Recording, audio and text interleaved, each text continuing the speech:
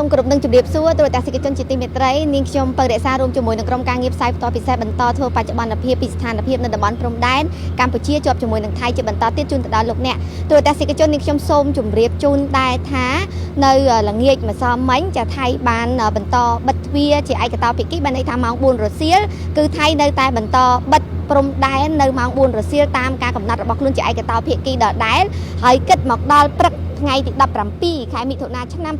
2025 នេះចាគឺថៃនៅតែបន្តបិទព្រំដែនជាឯកតោភាគីជាមួយកម្ពុជាដែលមិនទាន់បានវិលត្រឡប់មករកគោលការណ៍រួមវិញនោះទេគោលការណ៍រួមនៃប្រទេសទាំងពីរច្រកទ្វារព្រំដែនអន្តរជាតិគឺបើកនៅម៉ោង 6 ព្រឹកហើយក្នុងនោះបិទនៅម៉ោង 10 យប់ក៏ប៉ុន្តែថៃបានសម្រេចជាឯកតោភាគីកាលពីថ្ងៃទី 7 ខែមិថុនាកន្លងទៅដោយមិនបានជូនដំណឹងមកដល់កម្ពុជាជាមុននោះគឺបើកនៅម៉ោង 8 ព្រឹកបិទនៅម៉ោង 4 រសៀលល្ងាចម្សិលមិញយើងឃើញថាម្សិលមិញនេះដោយសារមានប្រសាសន៍របស់សម្ដេចតេជោហ៊ុនសែនប្រធានព្រឹទ្ធសភាដែលបានលើកឡើងទុកពេលឲ្យថៃក្នុងរយៈពេល 24 ម៉ោងនៅក្នុងការធ្វើយ៉ាងម៉េចយោធាថៃត្រូវបើកព្រំដែនឲ្យដូចធម្មតាវិញបើមិនដូច្នោះទេកម្ពុជានឹងបិទការចរាចរណ៍បន្លាយផ្លែឈើទាំងស្រុងគ្រប់ព្រំដែនទាំងអស់ពីកម្ពុជាមកថៃពីសំទោសពីថៃមកកម្ពុជាចាអញ្ចឹងគឺឃើញថាសម្រាប់គិតមកដល់ម៉ោងនេះក៏នៅថៃមិនទាន់បានអនុវត្តគោលការណ៍រួមវិញទេហើយព្រឹកមិញនេះម៉ោង 6 ព្រឹកចាគឺក្រុមការងារប្រចាំការនៅទីនេះគឺថៃអត់ទាន់បានត្រឡប់មករកការអនុវត្តនៅគោលការណ៍រួមមុនថ្ងៃ 7 មិថុនាវិញទេយោធាថៃនៅតែបន្តបិទព្រំដែនជាឯកតោភាគីជាមួយនឹងកម្ពុជាតាមម៉ោងពេលសម្រួលដែលគេបានកំណត់ដោយខ្លួនឯងហើយសម្រាប់កម្ពុជារបស់យើងវិញក៏បានសម្រួលដោយបើកនៅម៉ោង 9 ព្រឹកបិទនៅម៉ោង 4 រសៀលតាមពីក្រោយថៃដែរពីព្រោះថៃជាអ្នកកំណត់មុនហើយសូមជម្រាបជូនដែរថានាងខ្ញុំកំពុងតែស្ថិតនៅច្រកទ្វារព្រំដែនអន្តរជាតិដងនៃស្រុកកំរៀងខេត្តបាត់ដំបងច្រកមួយនេះគឺកម្ពុជាបានបិទចរាចរណ៍ទំនិញទាំងស្រុងមិនឲ្យមានទំនិញចេញចូលទាំងស្រុងនៅច្រកនេះជាមួយនឹងភាគីថៃក៏ប៉ុន្តែសម្រាប់ថ្មើរជើងមនុស្សគឺធ្វើដំណើរទៅមកធម្មតាចេញចូលធម្មតាតាមម៉ោងពេលដែលបានកំណត់ម៉ោង 9 ព្រឹកសម្រាប់កម្ពុជាបើកហើយនឹងបិទនៅម៉ោង 4 រសៀលឯថៃគឺបើកម៉ោង 8 ព្រឹកបិទនៅម៉ោង 4 រសៀលហើយដោយឡែកសម្រាប់ច្រកទ្វារព្រំដែនអន្តរជាតិផ្សេងទៀតរបស់កម្ពុជាជាប់ជាមួយនឹងប្រទេសថៃយើងឃើញថាការចេញចូលរបស់មនុស្សការចរាចរណ៍ទំនិញទៅមកគ្រប់ប្រភេទនឹងគឺថាធម្មតាច្រកផ្សេងក៏ប៉ុន្តែប្រសិនបើថៃនៅតែបន្តបិទព្រំដែនជាឯកតោភាគីចំពោះបន្លែផ្លែឈើមួយគឺយើងអត់ឲ្យថៃចេញចូលតាមច្រកទ្វារព្រំដែនអន្តរជាតិទាំងអស់របស់កម្ពុជាទេដោយសារតែខេត្តជាប់ព្រំដែនរវាងកម្ពុជាជាមួយថៃយើងមាន 7 ខេត្តនៅក្នុងនោះគឺមានដូចជាកោះកុងពោធិ៍សាត់បាត់ដំបងប៉ៃលិនព្រះវិហារបន្ទាយមានជ័យឧត្តរមានជ័យចាអញ្ចឹងគឺ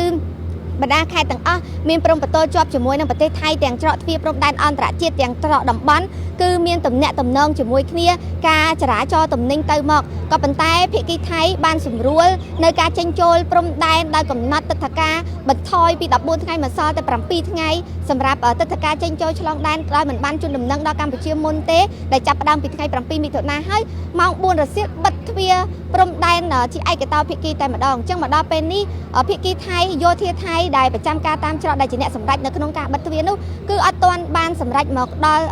ត្រឡប់ទៅរកគោលការណ៍រួមដើមវិញទេតែនេះជាបច្ចុប្បន្នភាពមួយដែលនេះខ្ញុំចង់ជម្រាបជូនទៅដល់ទូរទស្សនិកជនហើយសូមជម្រាបជូនដែរថាតកតងទៅនឹងបន្លែផ្លែឈើរបស់ថៃគឺនាំចូលមកកាន់កម្ពុជាច្រើនហើយទំនិញថៃមួយចំនួនក៏ដូចជាបន្លែផ្លែឈើខ្លះគឺឆ្លងកាត់កម្ពុជាខ្លះបន្តទៅដល់វៀតណាមហើយទំនិញខ្លះពីវៀតណាមឆ្លងកាត់មកកម្ពុជាតាមច្រកទ្វារព្រំដែនអន្តរជាតិ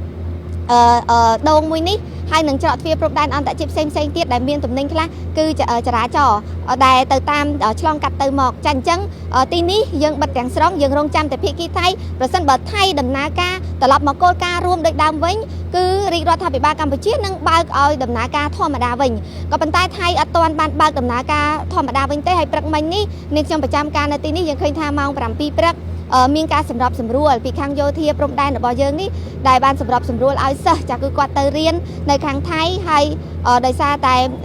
មាននៅខាងថៃនោះគឺថាមានពលករខ្មែរប្រជាពលរដ្ឋខ្មែរដែលគាត់លក់ដូរឬគាត់រស់នៅព្រំដែនខាងនោះគាត់បញ្ជូនកូនមករៀននៅក្នុងប្រទេសកម្ពុជារបស់យើងបានន័យថាគាត់ឆ្លងព្រំដែនចូលមកអញ្ចឹងខាងយើងបានជួយសម្របសម្រួលហើយព្រឹកមិញនេះ តាក់ទងទៅនឹងការសម្របសម្រួលនោះដែរយឺតម៉ោងតិចតួចអីហ្នឹងគឺថាកុំយោធារបស់យើងព្យាយាមនៅក្នុងការសម្រួលដោយសារខាងថៃកាលណាតែគេបើកម៉ោង 7 ហើយតែប្រហែលនាទីឡានគេចេញទៅគឺគេបិទតែម្ដងអញ្ចឹងគឺយើងសម្របសម្រួលឲ្យសិស្សសាលាហ្នឹងព្រឹកឡើងគាត់ចេញចូលទៅរៀនពីព្រោះថៃតតែម៉ោង 8 បានគេបើកច្រកទ្វារព្រំដែនអន្តរជាតិចាទូរទស្សនិកជនចានេះគឺជាជ្រុងមួយដែលនេះខ្ញុំចង់ធ្វើបច្ចុប្បន្នភាពនិងជំរាបជូនទៅដល់លោកអ្នកតាក់ទងទៅនឹងភាគីថៃនៅតែបន្តបិទព្រំដែនជាឯកតោភាគីមិនទាន់បានត្រឡប់មករកគោលការណ៍រួមនៃច្រកទ្វារអន្តរជាតិដែលយើងបើក 6 ព្រឹកបិទនៅម៉ោង 10 យប់ហើយនឹងច្រកតំបន់បើកនៅម៉ោង 6 ព្រឹកបិទនៅម៉ោង 6 រសៀលនោះទេដែលបើសិនជាមានអ្វីវិវត្តថ្មីនាងខ្ញុំនឹងបន្តធ្វើបច្ចុប្បន្នភាពនិងជំរាបជូនទៅដល់លោកអ្នកជាបន្តទៀតហើយសូមបន្ថែមបន្តិចដែរសូមជំរាបជូនដែរថាច្រកទ្វារព្រំដែនអន្តរជាតិដងនេះយើងបិទការចរាចរណ៍ទំនិញទាំងស្រុងក៏ប៉ុន្តែប្រហែលថ្ងៃនេះជាការកត់សម្គាល់គឺមានពលករខ្មែរដែលគាត់វិលត្រឡប់មកពីប្រទេសថៃវិញចូលតាមច្រកទ្វារព្រំដែនអន្តរជាតិដងនេះពី 3 ថ្ងៃចុងក្រោយនេះមានកំណើនជាង10 ដងបន្តិចក៏ប៉ុន្តែមិនទាន់ជាការមកជាកំហុកទេយ៉ាងណាក៏ដោយគឺអាជ្ញាធរផ្នែកពាក់ព័ន្ធទាំងអស់គឺបានសម្រួលត្រៀមចាំទទួលដល់ពលករដែលគាត់វិលត្រឡប់មកវិញតាមច្រកទ្វារព្រំដែនអន្តរជាតិមួយនេះហើយនាងខ្ញុំបើរក្សានឹងបន្តធ្វើសេចក្តីរាយការណ៍ជូនលោកអ្នកនៅច្រកទ្វារព្រំដែនអន្តរជាតិផ្សេងៗទៀតដែលយើងនឹងតាមដានអំពីទស្សនវិជ្ជាទូទៅរួមជាមួយនឹងបងប្អូនពលករខ្មែរដែលវិលត្រឡប់មកវិញមកកាន់កម្ពុជាវិញស្របតាមការអំពាវនាវរបស់សម្ដេចតេជោក៏ដូចជាប្រមុខរាជរដ្ឋាភិបាលកម្ពុជាដែលបានលើកឡើងដែរថាបើពលករគាត់វិលត្រឡប់មកវិញអាចត្រឡប់មកស្រុកយើងវិញចាំមកប្រទេសយើងវិញមកផ្ទះយើងវិញមិនចាំបាច់ដល់គេដេញឬក៏គេប្រមាថមើលងាយទាន់ទេគឺថាយើងត្រឡប់មកកាន់ផ្ទះយើងវិញហើយនៅកម្ពុជាបានត្រៀមនៅក្នុងការផ្សព្វផ្សាយពីឱកាសការងារព័ត៌មានពាក់ព័ន្ធទៅនឹងការងារដើម្បីជំរាបជូនទៅដល់បងប្អូនពលករហ្នឹងគឺថាគាត់អាចទទួលបាននៅព័ត៌មានការងារផ្សេងៗដើម្បីធ្វើការងារនៅក្នុងស្រុកយើងចាទូរទស្សនិកជនគណៈនេះនាងខ្ញុំពៅរក្សាធ្វើសេចក្តីរាយការណ៍ពីច្រកទ្វារព្រំដែនអន្តរជាតិដងស្រុកកំរៀងខេត្តបាត់ដំបង